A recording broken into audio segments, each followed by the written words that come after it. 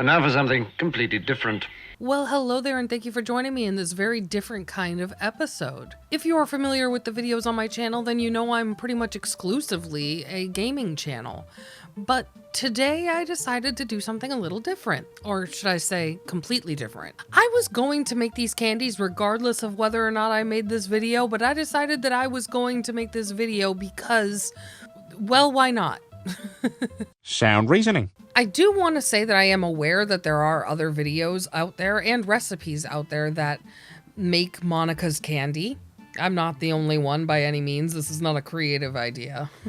But what I've noticed is that none of them seem to do it exactly the way that I think she does it. And since I think she does it a certain way, then that has to be the right way, obviously.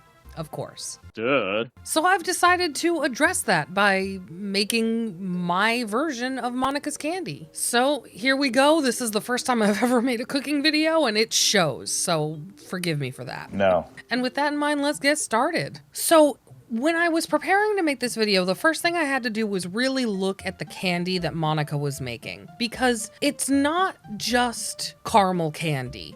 And that is what Binging with Babish says it is. He just makes a caramel candy, which looks delicious, and I'm sure it is, but it's not exactly what Monica made. And you can tell from this scene.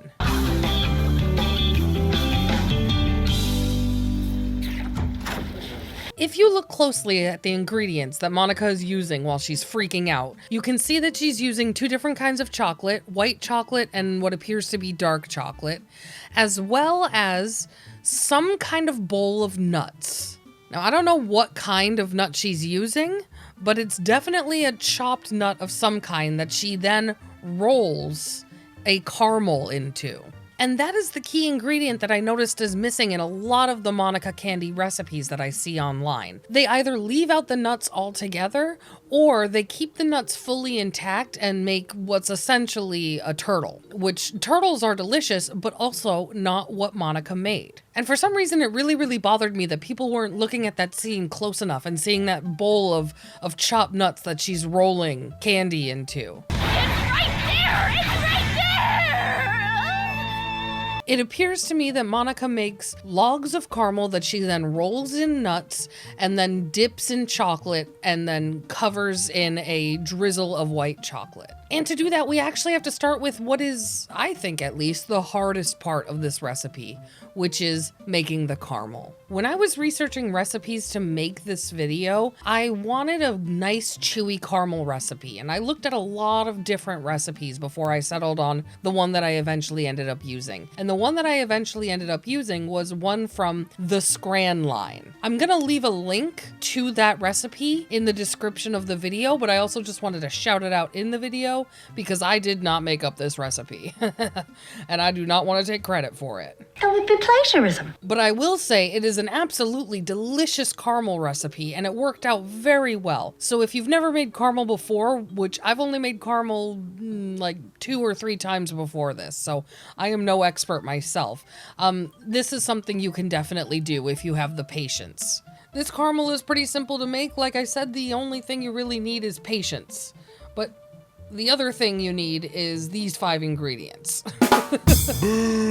So we're gonna start with 125 grams of salted butter, cold, and then we're gonna do 395 grams of sweetened condensed milk. Now, I bought this can of 397 grams of sweetened condensed milk, and I used it all. I think it's gonna be all right. I'm a risk taker. Next, we move on to 200 grams of golden syrup. Golden syrup is something I was not familiar with because it's not a very common ingredient over here in the States. We use corn syrup, so if you can't find golden syrup in your store, I would say use light corn syrup instead. But I would also suggest looking for golden syrup in your fancier stores. I found mine in Bush's, which is like a mid-grade store out here in the Midwest, and it carried the golden syrup. I also found it in a specialty store that was only a few miles away from my house that carries a lot of not as common ingredients.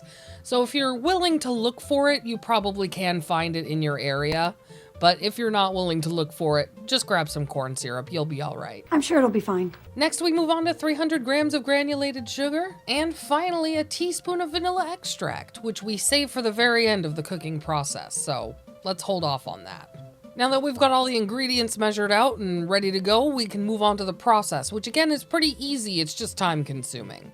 Basically, all you have to do is add every ingredient except for the vanilla into a heavy bottomed pan and turn it on medium-low heat. And you let that bad boy melt. And then you start stirring, and you keep stirring, and you keep stirring, and you keep stirring. Don't stop, keep stirring. Keep stirring, don't stop. Did I say you can stop? I don't know another way to make candy without using a candy thermometer. I have one. I got it for Christmas 10 years ago, so I don't know how much they cost, but I can't imagine they cost more than 20 bucks. I would highly recommend getting one if you want to make candy, because it really is the best way to make candy. You need to know the exact temperature of the candy that you're making, otherwise it's going to turn into a different kind of candy entirely. So get out your candy thermometer and throw it in the pot once it's nice and melted. If the butter isn't completely melted and mixed in, then you know it's not hot enough to need the candy thermometer yet. It needs to get up to 240 degrees Fahrenheit, which is the softball stage, and butter is definitely melted by that time. So after you keep stirring and stirring and stirring and stirring and stirring, and don't stop stirring, just keep stirring. After you continue to do that for what feels like your entire lifetime, you will eventually notice that the caramel is changing color. It started as a creamy, almost yellowish mixture, and now it's slowly turning into the caramel color that you are hoping for. Just keep stirring, and it's gonna look better and better as you do that. Just keep stirring. Just keep stirring. Just keep stirring, stirring, stirring. And eventually you will get to 240 degrees, which is the softball stage as I mentioned earlier, and that is when you want to take it off the heat. You need to take it off the heat as soon as it hits 240 degrees, because if you keep going, it will keep cooking the caramel, and that will make the caramel not as chewy. So you need to keep an eye on your thermometer and make sure you get it off the heat once it hits 240. And once it does hit 240, you're gonna take it off the heat and add that teaspoon of vanilla I mentioned earlier. Remember that? It's gonna bubble and steam a little, that's, you know, to be expected. You're adding a liquid to a very hot thing. But don't worry, keep stirring and just make sure it's all incorporated together, and you'll have yourself a nice smooth caramel. And you're gonna take that nice smooth caramel and transfer it into a prepared dish that I didn't mention before now. But you should have prepared that before now. So let's go back in time for a second. And now we're gonna melt some butter in the microwave. It doesn't need to be a lot, probably about a tablespoon, maybe even half a tablespoon, because all we're gonna do is take that melted butter and coat the entirety of an 8x8 pan to make sure that there's no sticking. And once we're done with the butter, we're gonna take some parchment paper and line that pan with the parchment paper. And you gotta make sure a little bit overhangs, because you're gonna use that overhang as a handle later on to remove it from the pan. It makes things so much easier. That's a little tip. And you know, while we're back in time preparing the pan, we might as well also take this time to prepare the molds that we're gonna use for our chocolate shells. Now, it seems pretty clear to me from the show that Monica is dipping her chocolate, and that is an equally valid way to do it. If you don't have silicone molds that you can use to make chocolate, you don't need them. You can just take the rolled chocolate with the nuts and dip them right into melted chocolate, and you'll be fine.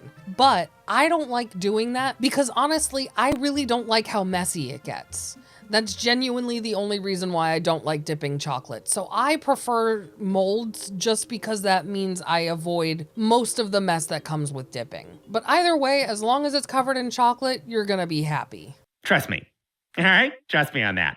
I just kind of dump a bunch of melted chocolate into the molds and then swish it around and squish it around with a utensil, make sure it's nice and covered everywhere, and call it a day. I'm not too fancy when it comes to the chocolate mold part. Now we can travel back to the present time where our caramel is waiting for us. Now, the caramel needs to cool to room temperature before you do anything with it. The recipe recommends waiting an hour before you add some sea salt flakes to the top, but that recipe is only for the caramel chews themselves. That's if you're making caramel, just eat it as is, which if you want to do, no blame. I would do that too. The caramel is absolutely delicious. But since I'm putting nuts into the chocolate, the salt from the nuts is going to compensate for the lack of sea salt that I kept off from the original recipe. Once it was room temperature, I cut up little pieces. I would say probably about a teaspoon, maybe a teaspoon and a half worth of caramel, and I rolled them into little logs, rolled those into nuts, and then I put that rolled caramel log right into the chocolate mold that was prepared ahead of time and left to set in the freezer. When deciding what nuts to use, I was watching what Monica was using in the scene to base it off of that, and based on the color and shape alone, I think it's peanuts that she's using, but I'm not entirely sure. And since I'm making this to be consumed by my family and myself, I decided I would make it based on our tastes instead of just based on what Monica might be using. So I used peanuts and pecans. I put the ones with pecans in one mold and the ones with peanuts in the other mold and called it a day.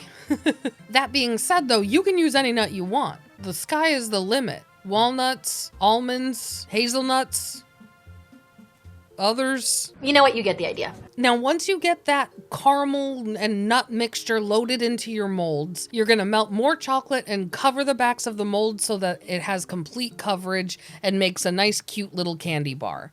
If you are doing the dipping method, then just take the logs of caramel and nuts and dip it, like I said earlier. It's pretty self-explanatory. I let the chocolate set for a little bit in the freezer just so I could make sure that it was nice and hardened before I added more melted chocolate on top. And then I went and added more melted chocolate right on top. Melted white chocolate, that is. As you can see in the scene, Monica is using a squeeze bottle and just going to town with that white chocolate.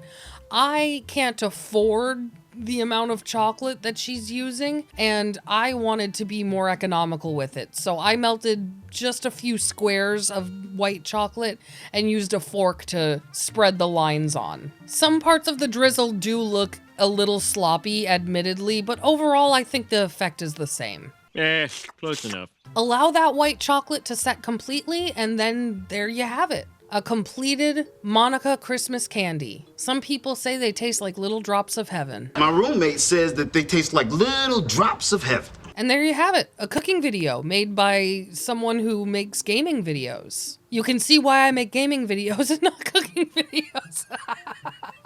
Regardless of the quality of this video, I hope you enjoyed it anyway. I really enjoyed making this candy. It's a long process, but it's a fun process. And I just love making chocolate in general. I have a lot of different chocolate recipes that I make, and all of them are just so much fun to do. And I just really I love baking in general. So I wanted to try this out and see how it felt.